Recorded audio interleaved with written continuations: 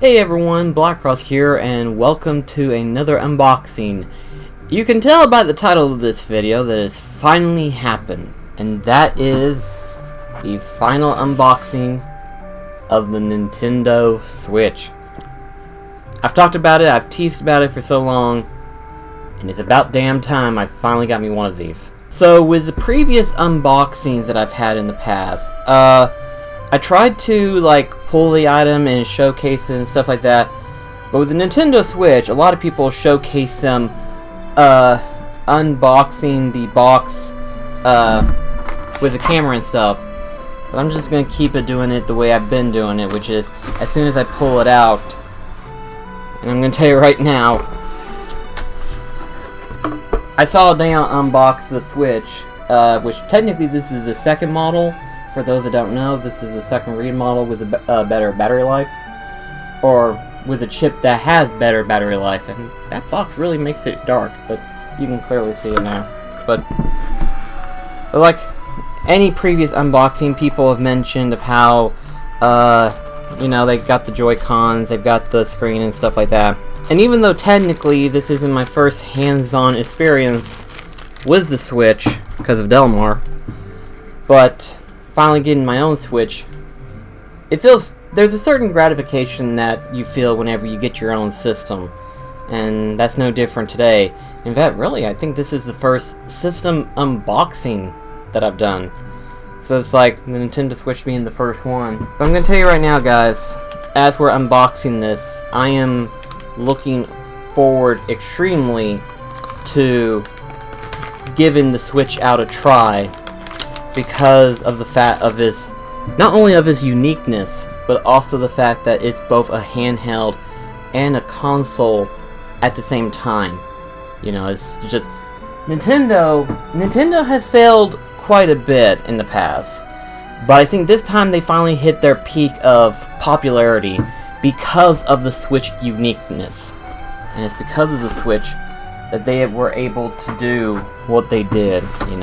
It also comes with this right here, which, aside from the Joy-Cons, I also got myself a Pro controller right here as well. I wanted to make certain that I had at least one good charged controller in case the Joy-Cons wasn't fully charged. Naturally, it comes with all of its cables. There's a plug-in as well. And these are the, where's the other one at? Yeah, there they are. The Joy-Con straps are right here. Which I can understand having the Joy-Con straps, considering the fact that, it does support motion controls, so naturally it would act like a Wiimote control, but in all honesty, I don't think I would use them, just because of who you're talking to. Of course, here's the warranty manual, safety manual, whatever you want to call it. But the thing that makes it all happen, aside from the handheld screen, the thing that makes it portray image on screen is the dock right here. Finally, cannot wait to get this put together, to get it started and stuff. Go ahead and slide these in. That little noise. A lot of Switch owners love that noise whenever they just hear it, like a little spring lock mechanism where it goes from a tablet to a handheld. When you think about it, really, in all honesty, Nintendo has done a really good job when it comes to making the Switch the way it is. And it's kind of hard for me to explain it, but if you've owned a Wii U, I've played the Wii U, but if you've owned a Wii U, you know how the control pad is. And so this is kind of similar in that same way, in that same light. And so they took that and made it literally the core of the Switch, really, when you think about it. The concept of the Wii U and the Wii, the Joy-Cons with its motion controls, the Switch tablet as being the gamepad and stuff, they took all the elements of their previous consoles, which really, when you think about it, the Wii was more successful than the Wii U. It's just the way they advertised the Wii U a lot of people who wasn't even informed on gaming in genuine thought it was just an add-on. So it's one of those things where they didn't really advertise it as it should have been, but considering the fact of how like some people are, it's just oblivious, I guess you could say. But the combination of the Wii and the Wii U is what more or less helped made the Switch technically, followed by with a little bit of a sling creativity.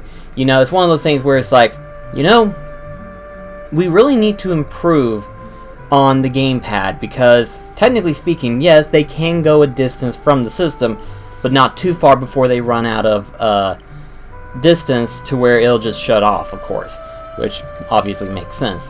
And really, the Wii U didn't really have that far of a distance that you could go.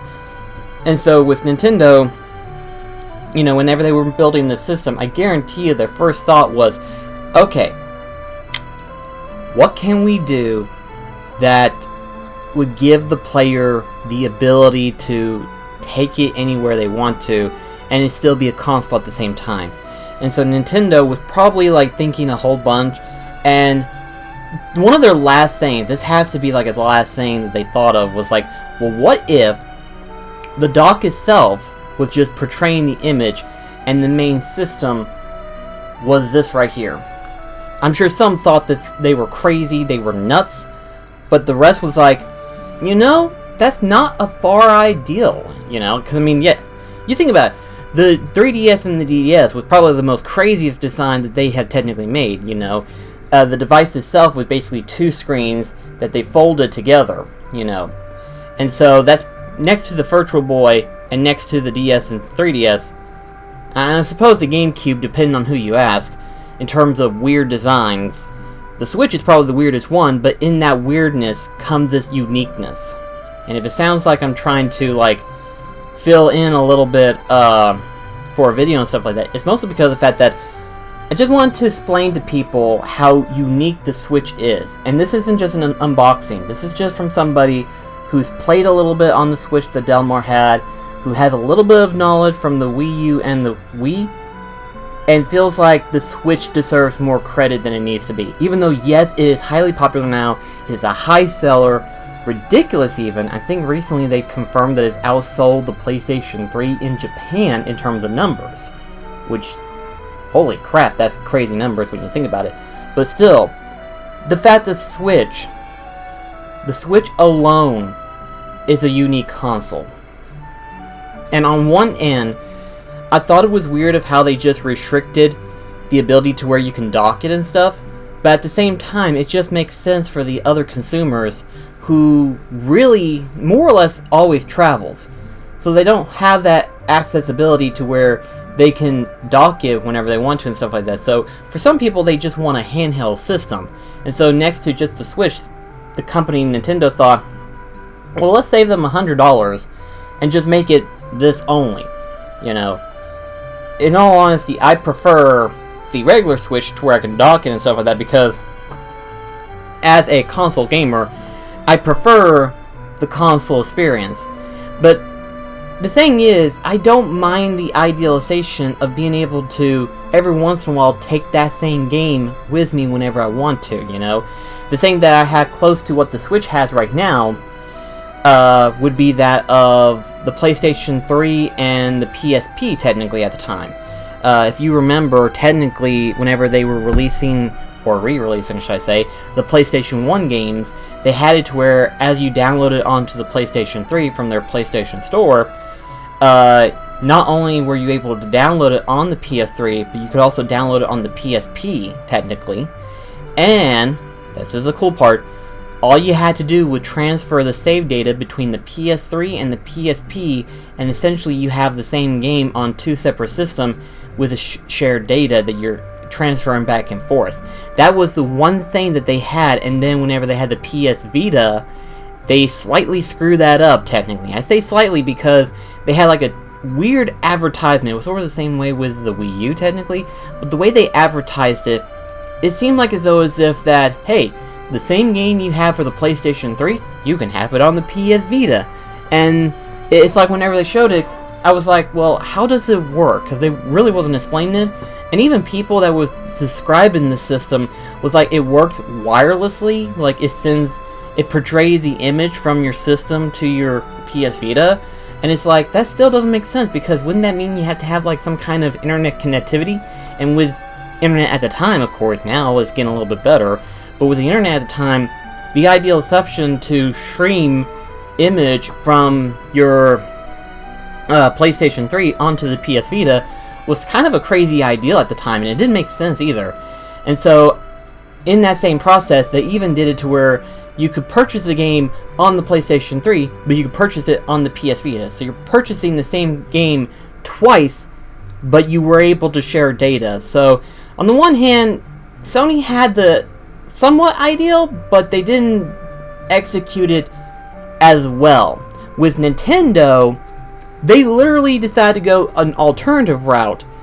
Same concept of ideal, except completely different, where the system itself is a console and a handheld at the same time. So instead of having to purchase the game twice, you're actually getting a system that does two things. You know, handheld and console. And it's still to this day, still blows my mind the fact that Nintendo was able to pull this crap off. This is absolutely crazy. And it's weird too. Earlier in my videos, whenever Nintendo was kind of going down this downslope of where they were trying to push the Wii U as best as they could, but realized they couldn't, so they were trying to come up with a new console. That dawning era, a lot of people thought that Nintendo was about to fail. Like, they were on the verge of doomsday, basically. And people were like, well, why are they building consoles? You know, they're more recognized for their games, so they're probably going to turn to a third party and stuff like that. And even I was like, Nintendo flaws are mostly Mario, Zelda, and their handhelds. Anytime something goes wrong, they rely on those three factors. And go figure, the handheld version is what makes the Switch. So everything that I've said, to a certain degree, about Nintendo's flaws, more or less helps the console technically, because if you think about it, next to the Nintendo Switch, what was the big seller games? Obviously Breath of the Wild, which a lot of people would argue and say that came out for the Wii U. That is true, but a lot more people bought the Switch and Breath of the Wild for the Switch than just people buying Breath of the Wild for the Wii U. When you think about it, I can guarantee if someone actually looked at the numbers and said Breath of the Wild sold more on the Switch than it did on the Wii U. And keep in mind, both of them came out on the same day, I believe. Delmar will probably quote me on that one. If not, Nerd Thomas will. If either one of you are watching this video, be sure to quote me and let me know if both of them was ever released at the same day or separate days. That'd be something to keep that in mind. But also too, Mario Odyssey came out for the Switch as well later on that same year, and it sold crazy as well. In fact, both of them are considered to be the best Nintendo titles to get for the Switch. Arguably by anyone who plays Nintendo. In all honesty, I would play Breath of the Wild over Mario Odyssey, but that's not going to say, that's going to be like, that's something that I'm not looking to, but I would like to try Odyssey eventually, and thankfully Delmar actually has the game to where I can play it. But yeah, I will reveal the games that I've got for the Switch in another video. I just wanted to do an unboxing and a unique one, since technically I have hands-on experience with the Switch, technically, and this is finally the time that I own the Switch, so just want to kind of give my thoughts and opinions on the Switch itself. You know, just kind of be a little bit, I wouldn't say critical, but a little bit more, there's a word for it, but I can't think of it right now, but I just wanted to talk a little bit about the Switch itself, and why I decided to finally get one for myself. And I can't wait to try it out. Can't wait to get the games programmed in and stuff like that. So this is going to be cool. So we're starting off new age on the channel, guys. The Nintendo Switch. Anyway, guys, thank you so much for watching, and I'll see you in the next video. And until then, this is BlackCross signing off. Catch you guys later.